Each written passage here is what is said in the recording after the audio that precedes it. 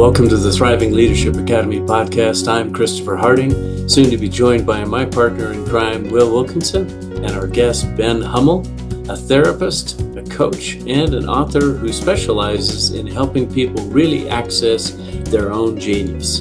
You're going to find this as a fascinating discussion, and we'll also invite Ben to join in a little bit of a FutureCasting session, which you can play along with as well.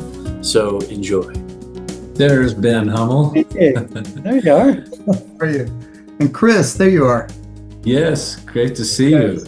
Yeah, you got to see my lovely wife, and I didn't get to come on the trip. Yeah, no, it was great to see her.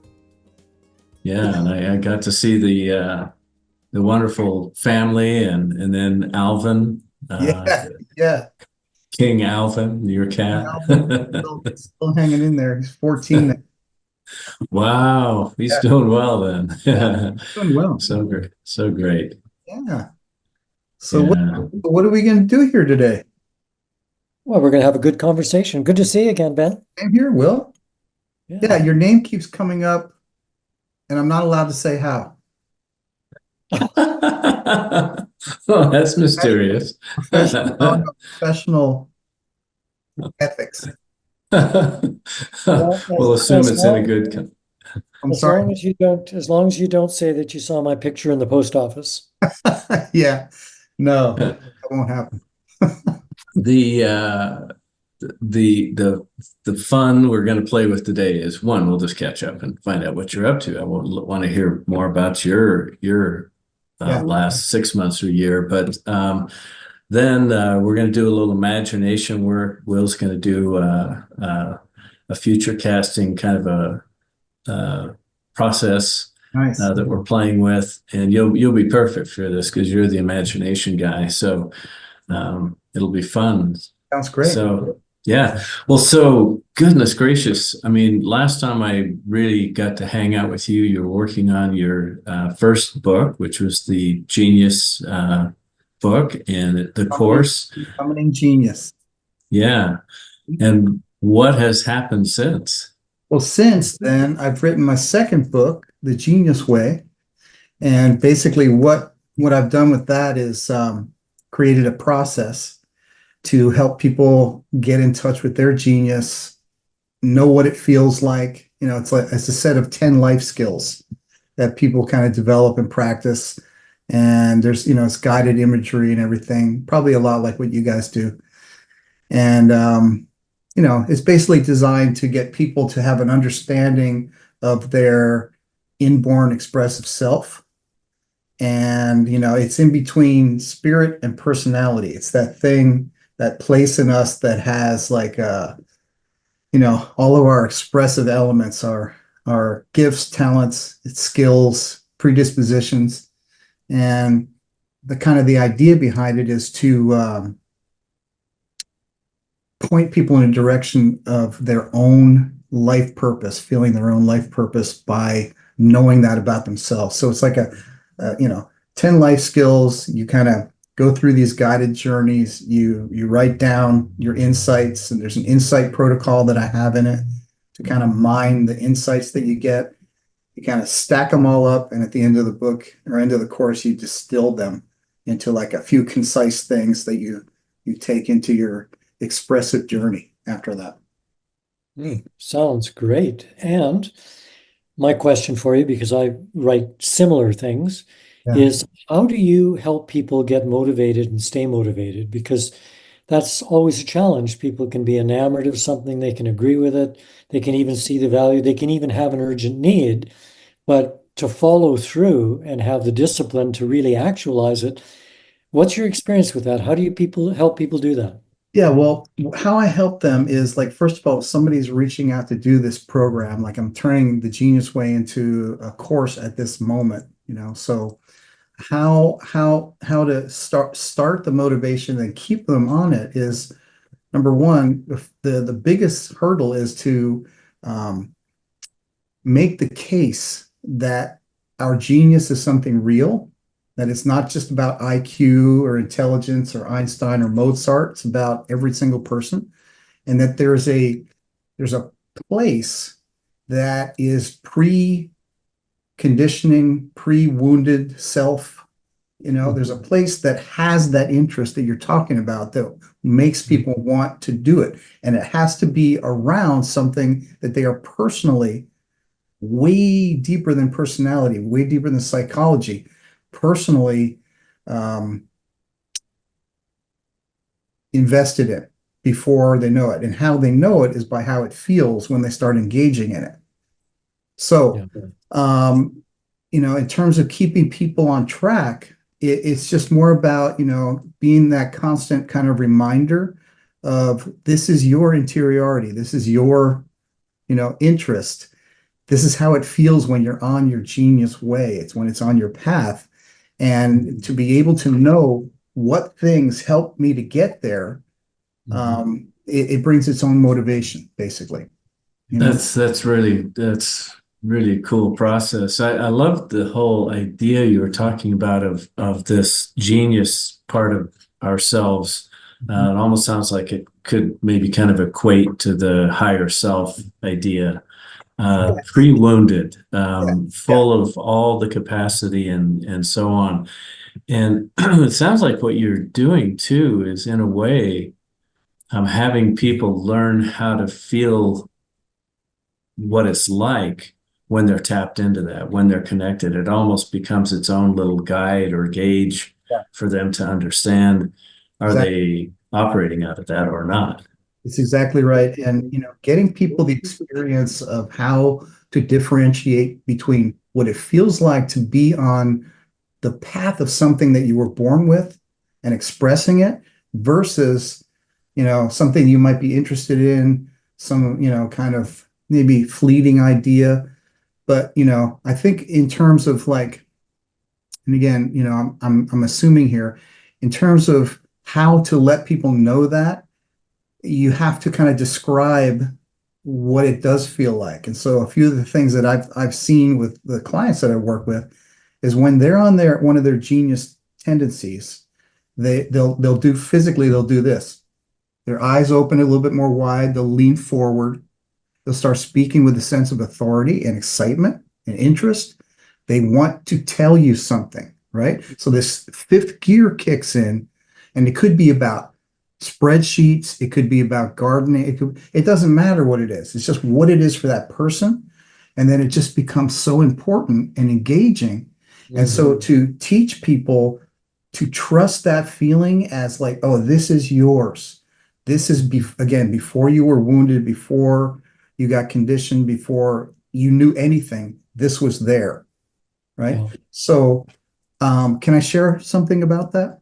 Please. Yeah. Okay, so I had to come up with a term for where this stuff lives in our consciousness, okay?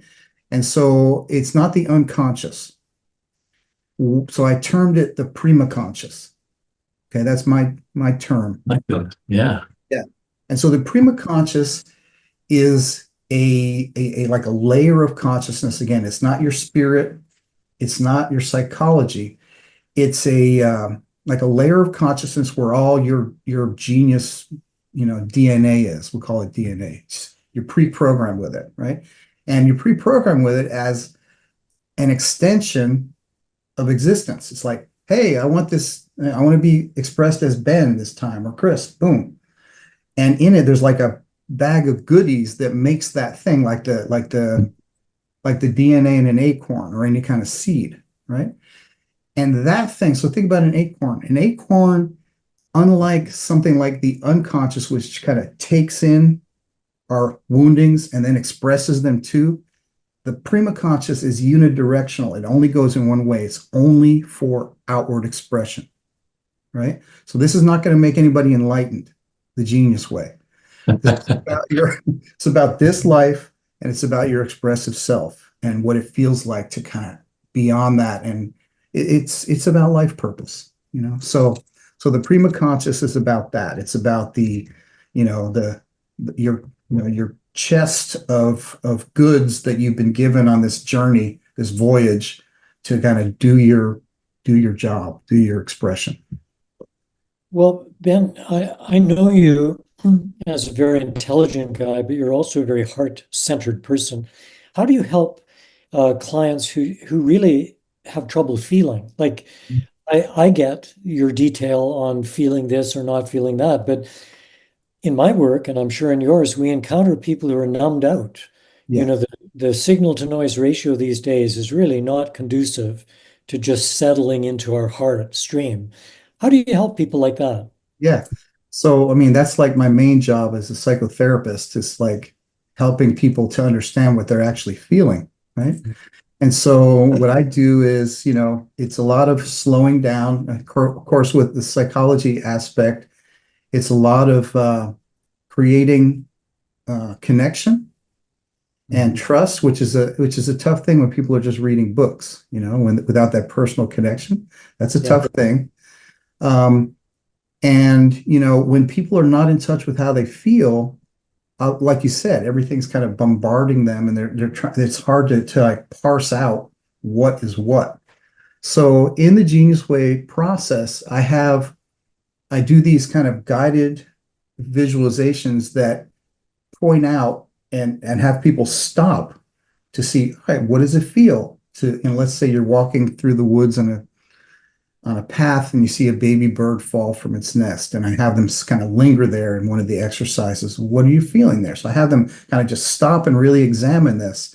I separate it from, them by saying, hey, become the bird for a second. I have them kind of change places. What's it like? So anyway, slowing it down where there's only kind of one or two inputs to see, well, what is it that you're feeling? Because that's how you have to do. You got to kind of like minimize the external, feedback so that people can really see what it is they're actually feeling. And when they do, they'll get an insight of some sort, right? And that's where I have like an insight protocol on how to tend to an insight. Yeah. Right. That's wonderful. That's a great question. Well, I have a excuse me, coaching client that fits in that category. He's feeling is not his go-to sense, right? And so I've been playing with something similar to what you described, and you just added a really great additional piece to it. He's very visual, so I have him visualize things, and then he's able to kind of like process it and start. But I loved how you said, in this case, you were giving become the baby bird. That's such a great reframe and switch up and a chance to explore it from another angle. I love that. Yeah. Well, it's a privilege to be able to work one-on-one with people because you can find something like that if you work with them, right? And if you're just doing something en masse, it's like, well, it's hard because one size does not fit all. There's all kinds of, some people can't visualize, I forget the name of that. That's called, I don't know, there's a name for that. It's an inability to see in your mind's eye anything, right? Which is tough when it comes to a guided visualization. So, so I will admit that this is not like the Buddha's path. It's not for enlightenment. This is, it's not going to work for every single person with every single issue. Well, I loved how you framed it, helping people slow things down so they only have one or two inputs Mhm. because people's minds are like feverish. Yes. They're overheated. And when any machine gets overheated, it just doesn't function properly. So that's a really, really great way to look at it. I was curious about instances where you do that with someone, a client, and they do quiet down inside, and then they begin to see and feel things that they've been blocking, that they haven't wanted to become aware of. I'm sure that happens. How do you manage them at that juncture? Yeah, well, the idea is that, when you're working with somebody on that level, that there's a certain amount of trust that is built up and earned by that time. And, it's the whole thing of like holding space, holding the container for them, making sure this is a safe place. And since, the job of, in my opinion, the job of a therapist or a coach or a mentor is to have a little bit of that kind of professional ethic boundary where you're allowed to be really, really soft and gentle and vulnerable with me, right? Because we have an agreement. It's a weird agreement. We're going to be ultimately personal, but still not be friends in that way, right? It's tough. Mhm. And so, establishing that kind of a thing where, in this place, since it's confidential, you do not have to worry about whatever you have set up with everybody else out there. You're allowed to be, you're allowed to be quiet and soft and reflective and introspective here, and the feelings that you feel are safe.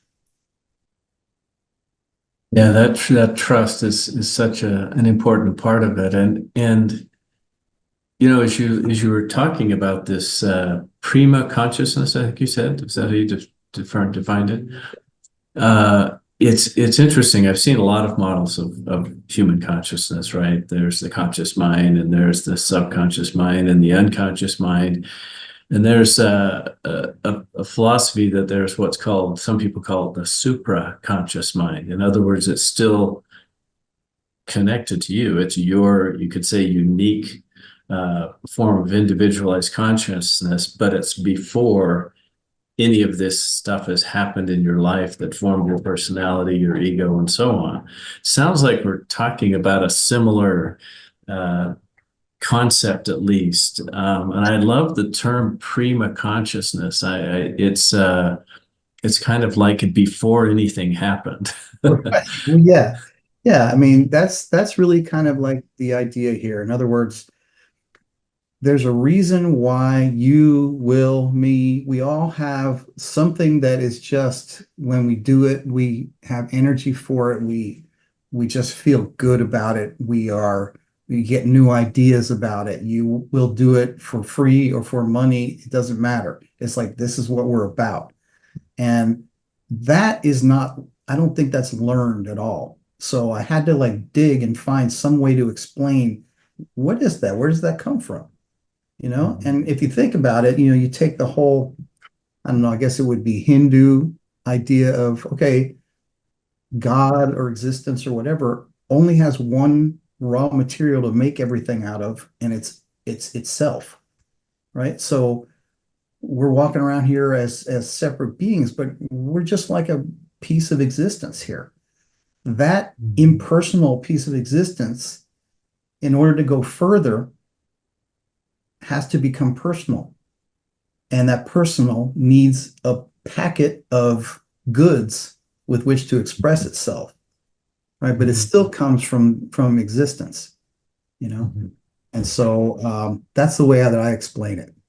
That's the way I can explain this kind of thing. It's a great way to explain the inexplicable. Yeah, good job. You kind of introduced your new book, and your process as helping point people to their own life purpose. Mhm. And I think amongst us, and probably most of our viewers and listeners, nothing spikes when we hear that. It's just, okay, we want to find our life purpose. Yeah. But there's a whole lot of people who don't think much about that. It's demonized in the mainstream. It's kind of flaky, and really, sadly, we're educated to support a system. Yes. Find our place on the assembly line, be a good consumer, etc. So I'm sure the people who come to you because they are, at least to some degree, aware they have a life purpose hidden somewhere and they want to find it. That must really be something to help them navigate from that kind of inkling, just a little glimmer, to a full-on contact with their life purpose. I'd love to hear you talk a little bit about that journey. Sure, sure. So, as a therapist, a lot of people come to me with, psychological problems. And what are psychological problems? They're 99% woundings. Okay.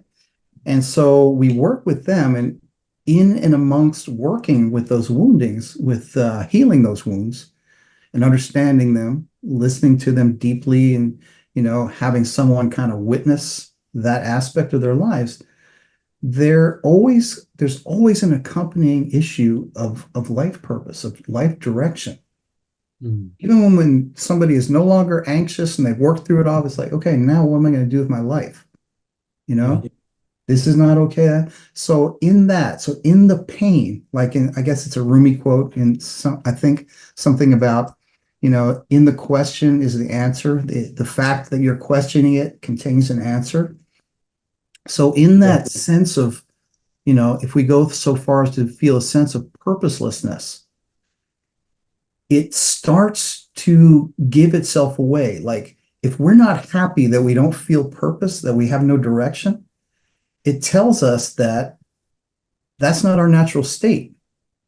It gives us the motivation to do something about it. So I just try to point that fact out to the people that I work with after we're working on the psychological stuff. It's like, if there is an itch that you just can't scratch, if you're dissatisfied on some level, it's most likely because you're not living your life purpose.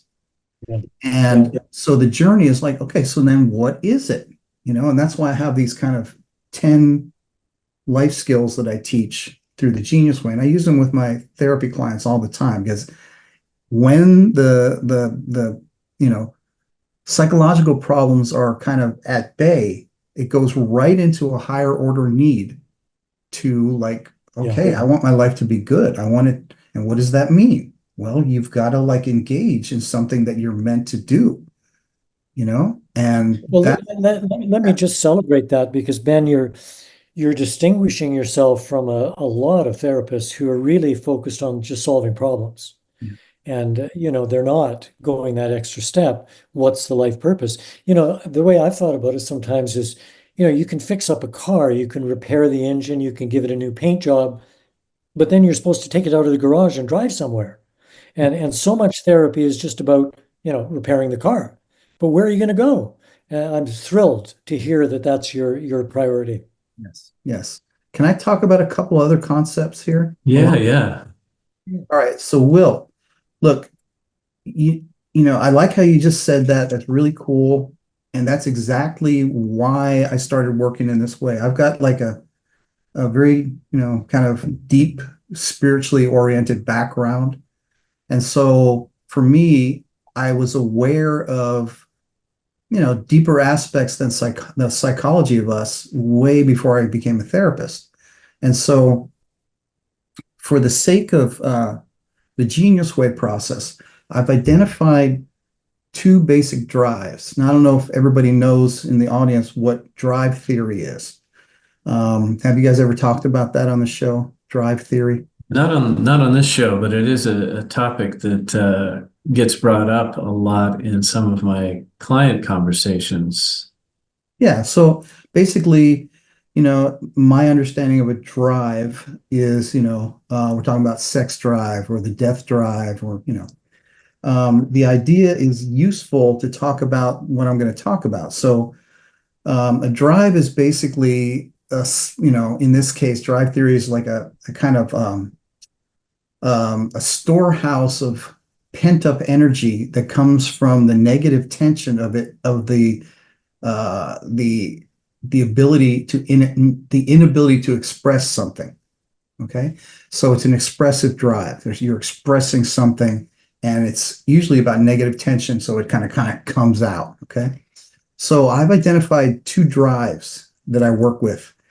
One is the wound drive. So I just kind of threw all the wounds in the same thing, in the same bucket. And the other is the genius drive, right? And so I'll explain that. And I'm getting to what Will was talking about before. So in the wound drive, there's a sense of needing to express oneself to heal wounds. So to heal wounds, to return to a state of equanimity, to return to a state of homeostasis, to kind of come back home, to resolve, right? And that propels us to act. Okay. And that, whatever you do from the wound drive as a basis of action, is going to go to some kind of healing, some kind of returning that motion. Okay. Correcting something that went wrong. Now, the genius drive is different. It's not a pent-up state of negative emotions not being released. The genius drive is our expressive self from the beginning, from before we ever got wounded.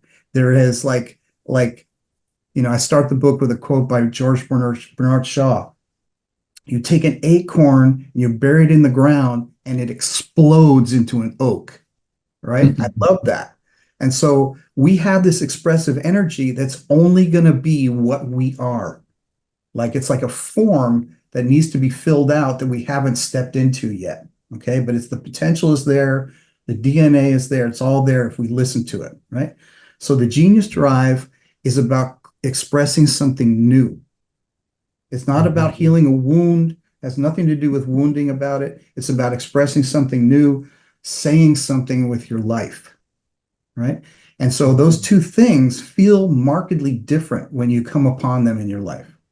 You know what it feels like to heal a wound, and that's largely what's done in therapy. But there is an expressive self that gets ignored, and this is kind of what I try to bring into my work. It's like, wait a minute, you're not done there just by healing the wounds. You have something to say with your life. That's important. It's there. It's not going away. And it's going to irritate you in some way until it gets expressed as a thing. So that's the that I love that. It seems to follow a bit, and tell me I might be missing this, but a little bit of following Maslow's hierarchy, right? That at first you've got to go through those initial stages of it, like you're talking about. I mean, I'm going through a healing process till I get to the point to where I'm finally able to move towards self-actualization and self-expression and purpose and beyond transcendence, transformation, and so on.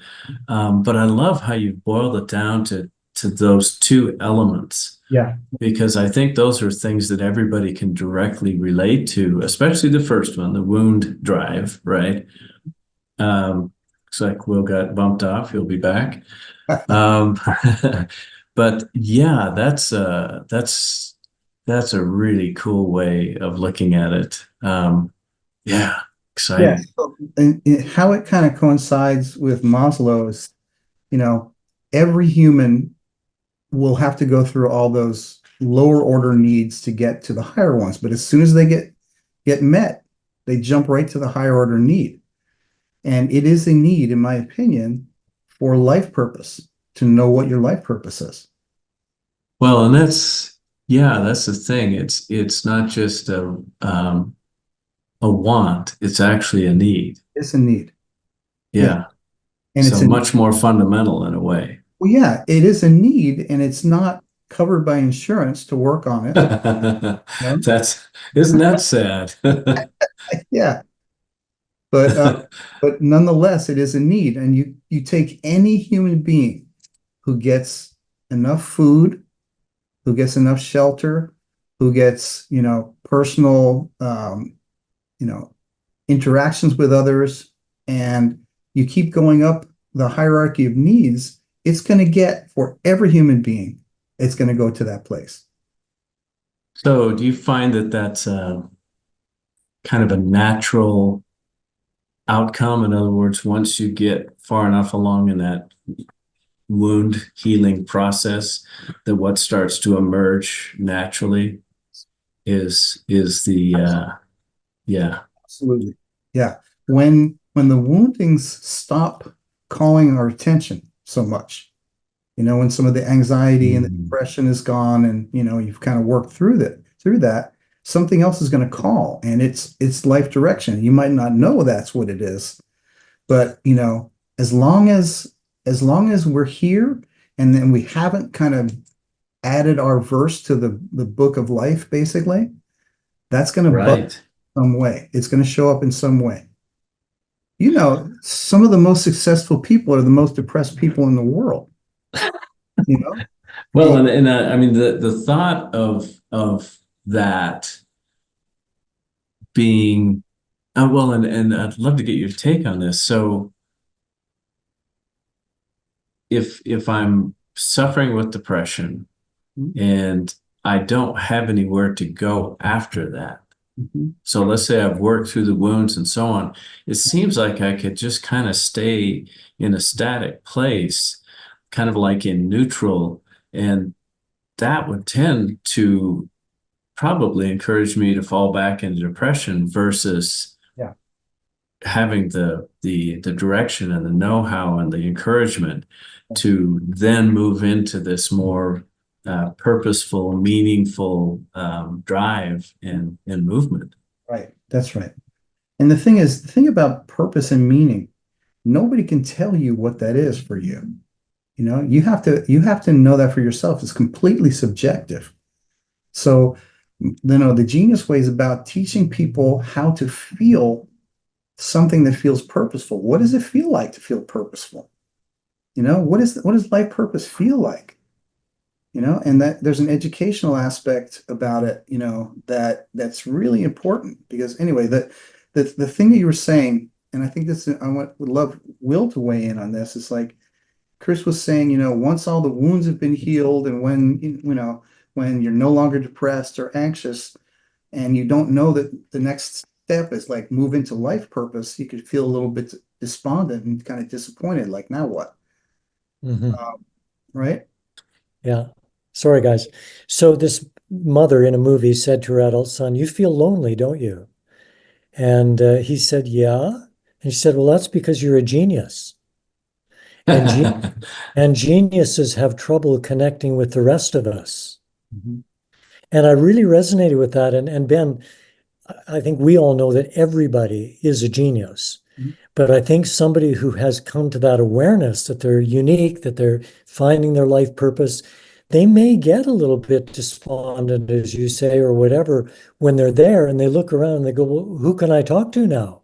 Where's my support system?" So how do you handle that? How do you keep them going? Yeah, so I just want to make a really clear distinction between, the Alfred Binet scale of genius in terms of intellectual, I can see how somebody who, the society would call a genius because of their, exceptional ability with something or another, right? And they're almost like seen as freaks. Okay.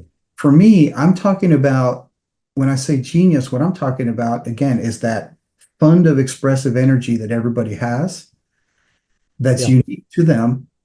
And the genius, look, way back in the day, in the Greco-Roman days, genius, the word for genius was daimon. And daimon is the spirit. And the myth is that you're born with this guardian spirit that keeps all of your expressive qualities safe until you're ready to use them. And it never leaves you. It's like a guardian spirit, right? And so instead of it being you are exceptional, which could be lonely, because, other people aren't as intelligent as you or better at the clarinet as you or something like that. The idea of everybody having a genius means, well, you're either kind of like living your genius and expressing it or you're not, right? So anybody, I always like to say genius isn't about being better than someone else at something. It's about being better at being yourself. Than you already are. Yeah. You remind me of that phrase, and I forget who said it. They said, "Be yourself. Everyone else is taken." Yeah. Yeah. That was Oscar Wilde, I think. It was. Yeah. And I love your distinction there on genius because it isn't about high IQ. It's about the uniqueness. And what I found is that a person, starting with myself, who begins to get in touch with their uniqueness has an inherent curiosity about the uniqueness of everybody else. That's right. That's exactly right. That's well. To your point about people having this concept about intellectual prowess or something like that. In the work Will and I do when we're working with an organization, we have one training module that talks about the genius of inclusion. And people are like, "What are you talking about?" Well, it's like, as a leader, part of my job is to really bring out that unique genius that each person has. And it's just surprising how many people are going, "Wow, you mean like, so you're talking about like everybody is a genius?" I said, everybody has genius. Everybody has that as an innate part of who they are. And Will, you were talking about how we're culturally programmed to really live a more diminished life. And Right. Ben, you're really kind of hitting that straight on. It's like, no, you've got something really unique. I love that.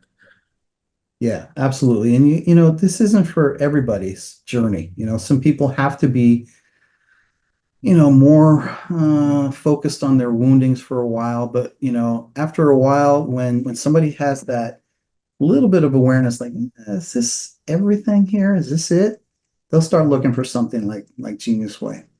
People who are obsessed with social causes, they really are activists for this or that, admirable as that may be, and I'm not negating the value of that at all, but underneath there can be a frustrated personal experience of not really having connected with their genius. Absolutely. So look, I use that as an example in my course. It's like, let's say, I think the example I use, let's say the difference between wound drive and genius drive.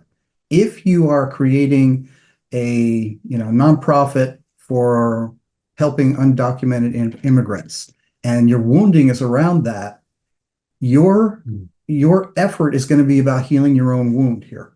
Okay. And that's kind of be where you're acting from. However, if your genius is about bringing public awareness to other issues, and you really love that and that makes you feel good, your foundation is going to have a whole different flavor because it's coming from your genius drive instead of your wound drive, right? Interesting. So those two things work together at times? They work together. Some people like to say that, your wounds bring out your genius. I'm not really on that. I'm not in that camp. From my background, I'm seeing them as kind of separate. However, when your wounding is kind of fulfilled and you use your wound, like, okay, yeah, let's say undocumented immigrants really have a tough time, and I am passionate about bringing awareness to this, even though I've had that wound myself. The wound itself doesn't turn your genius on. The wound is your own responsibility to work out, not through your foundation, right? So it has to be like, okay, I do my own work, and I know other people might be suffering this way. So I'm going to use, if it's in my genius, I'm going to use that to like create a space where hopefully people won't be suffering like this, like I did. Right? Like for me, I like to encourage people to like find their genius and to express themselves. And, I'm very encouraging with my clients. And I know that's coming from my wound drive because I didn't feel encouraged as a kid or mentored enough and everything. And it sucked. I didn't like it. It was very limiting, and I had to really find that for myself. Right. So I do that out of my wound.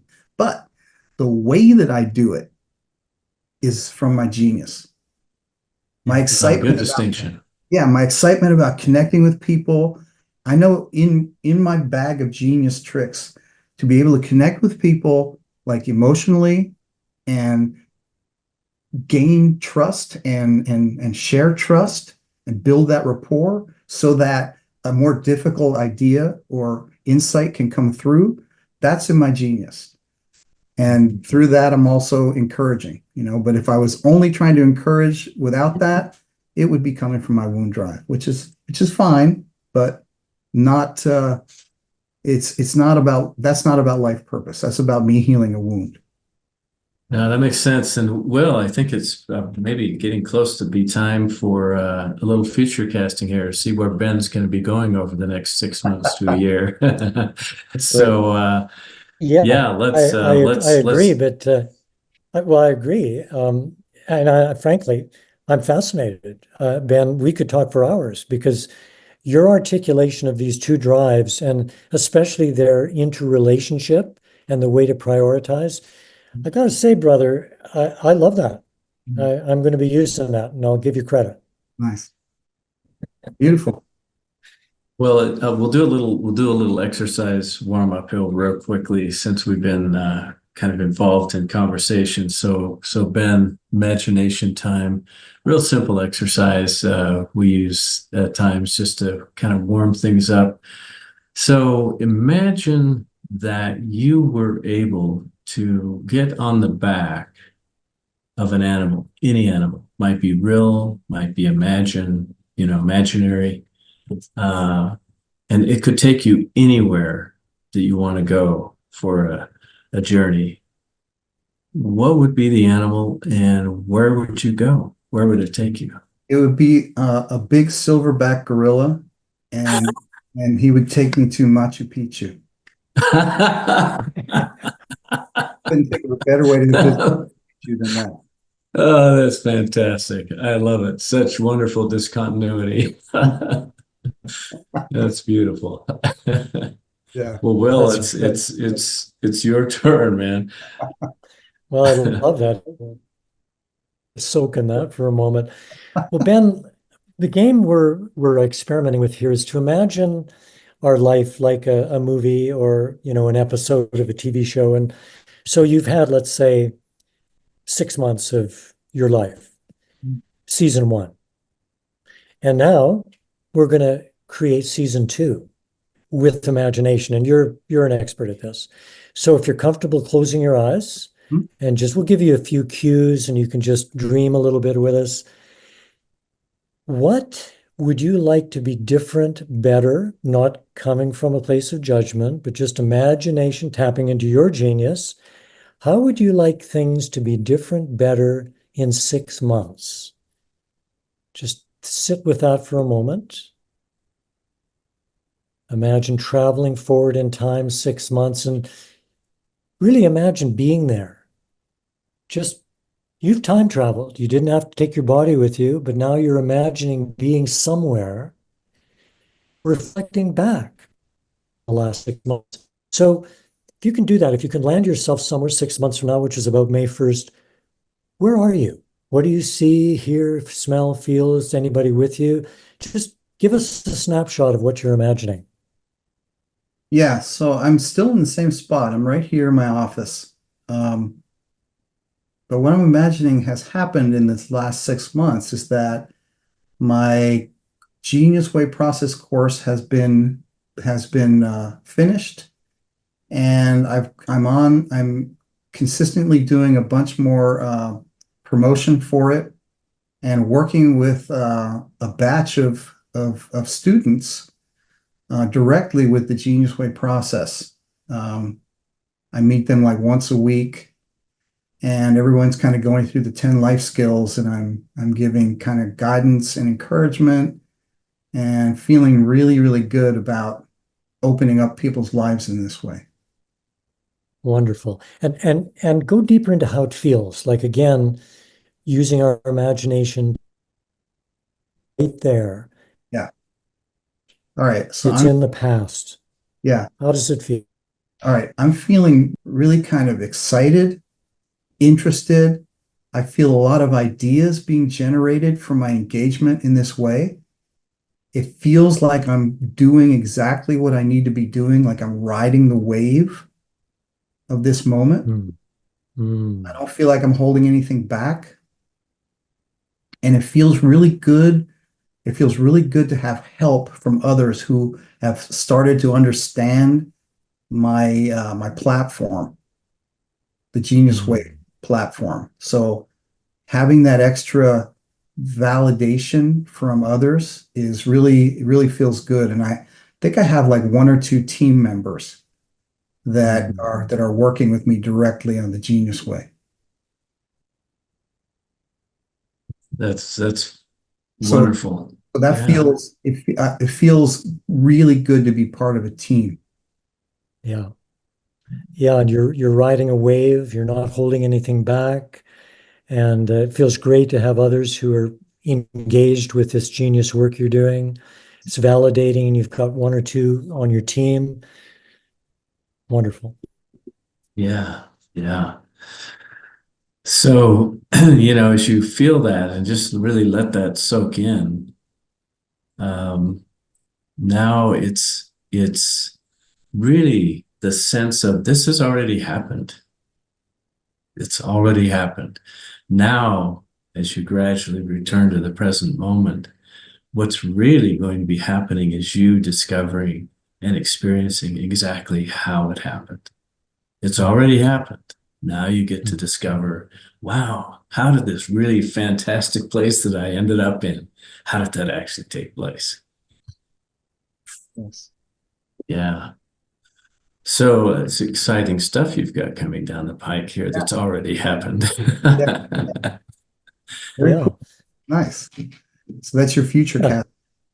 Yeah, so you can come back now, open your eyes if you haven't already. And thanks for exploring with us that way. And we'd like to check in months and find out what really happened.